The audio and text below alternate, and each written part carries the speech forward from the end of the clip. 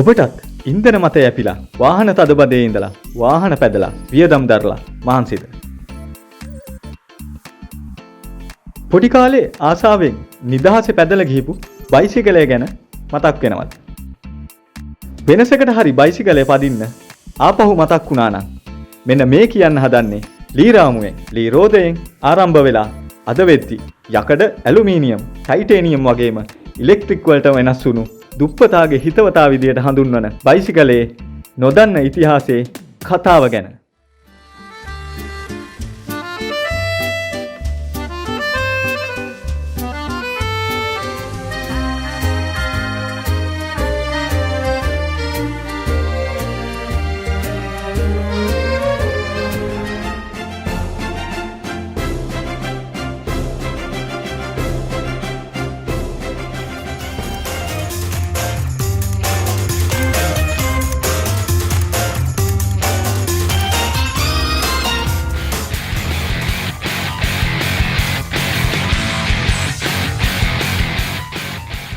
එකතු වෙන්න මේ චාමිකයාගේ බ්ලොග් ඉසව්ව.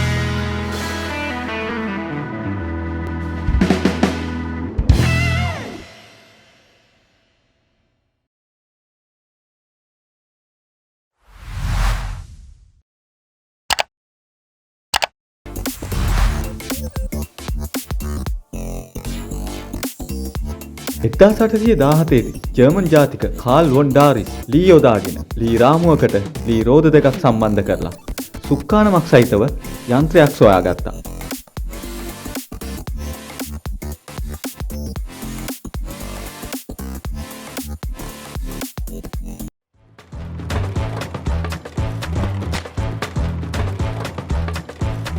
මේ යන්ත්‍රය මත තිබ්බ ලී රාමුවේ වාඩි වෙලා පාද මගින් ඉදිරියට තල්ලු කරගෙන පැදගෙන යන විදිහට තමයි මේක හදලා තිබුණේ. හරියට සෙල්ලම් අස්සෙක් පදිනවා වගේ. ඒ කාලේ මේ යන්ත්‍රය velocipede, hobby horse, draisine වගේම running machine ලෙසත් හඳුන්වනු ලැබුවා. මේ අපූර්ව සොයා ගැනීමත් එක්කම බයිසිකලයේ පියා විදිහට ජර්මන් ජාතික කාල් වොන් ඩාරිස්ව හඳුන්වනවා.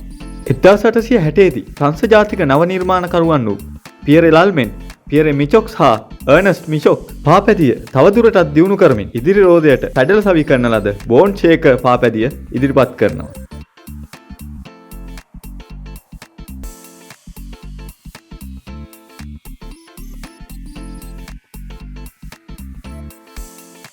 ඉදිරි රෝදයේ පැඩල පාදය මගින් ඉදිරියට පෑගීමෙන් පැද යන මේ පාපැදිය එක්කම බයිසිකලය කියන වචනයත් ලෝකයට එකතු වෙනවා.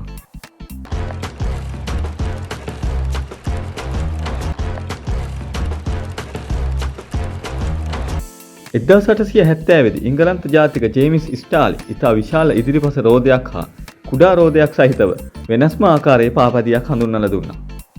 එය හැඳින්වුවේ penny partings ලෙසයි.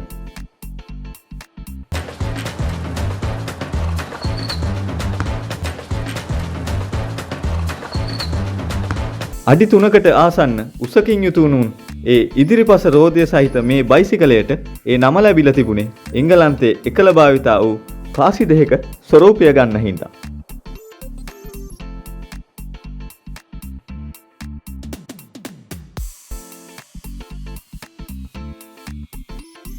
මේ බයිසිකලයේ සමගම එංගලන්තයේ පුරා බයිසිකල් ඉතා ප්‍රසිද්ධ වූ අතර බයිසිකල් සමාජ හා බයිසිකල් තරඟාවලිද ආරම්භ වෙන්නට වුණා.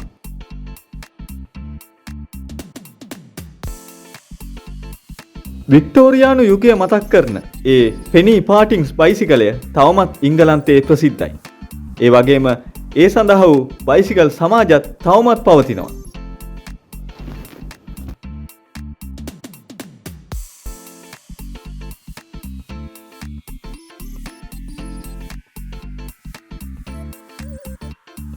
එක්දා 1884 දී ඉංග්‍රීසි ජාතික තෝමස් ස්ටීවන්ස් penny partings බයිසිකලයක් යොදාගෙන ලෝකේ වටේ ලෝක සවාරියක් යනවා.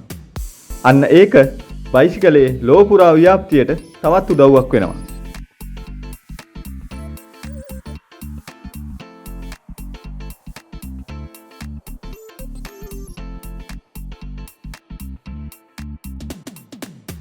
එක්දා 1885 අවුරුද්දේදී ඉංග්‍රීසි ජාතික ජෝන් කෙම්ප් ස්ටාලි සේෆ්ටි බයිසිකලය හෙවත් ආරක්ෂිත බයිසිකලය ලෝකෙට හඳුන්වලා දෙනවා.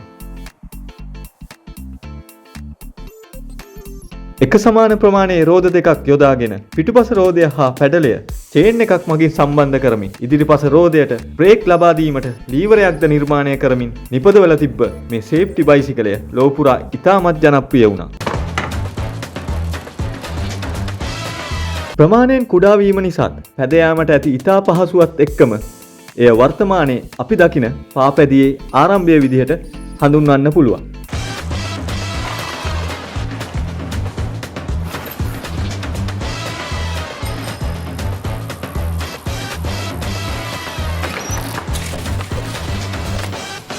මෙන්න මේ විදිහට ඇවිල්ලා වර්තමානයේ වෙද්දි බයිසිකලය ගොඩාක් වෙනස් වෙලා එක එක භූමියට හරියන විදිහට එක එක කාර්යයන් වලට හරියන විදිහට බයිසිකලය සෑහෙන්න වෙනස් කරලා තියෙනවා. අලුත් කෑලි එහෙමත් සෑහෙන්නම එකතු කරලා මේ බයිසිකල් අලුත්ම විදිහට දැන් ලෝකේ හදලා තියෙනවා.